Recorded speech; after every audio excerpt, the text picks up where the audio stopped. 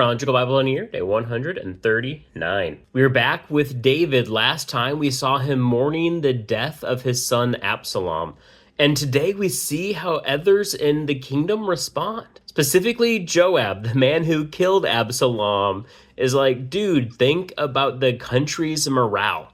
It is not well for you to mourn the death of your enemy. Joab encourages David to go and give a speech, a support to those who remained. And we're just told that like David went and sat outside the city and the people gathered. We can't be certain what took place yet. I'll be honest, I haven't read this for some time. When we jump back to First Chronicles, we might learn more, but we might also just have to be content saying, I don't know. But then we get back to Shmi, the Benjamite, who is hurling curses at David. And maybe it's a nostalgic part of me remembering the classic movie Hook every time I hear Shmi. But I was thinking about how if I were David, I would not have just shrugged off the curses.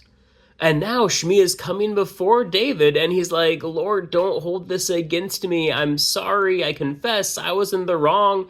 And David's like, dude, don't worry about it. We're good. I can't even begin to imagine how I would have responded in Shmi's place, just like being forgiven that quickly and that clearly. But it reminded me of where Jesus says, he who's been forgiven much loves much. And we've seen David do some stupid things. And so perhaps that's where David's coming from. Maybe he understands forgiveness so well, having been forgiven by God, that it's not a big deal for him to forgive someone else.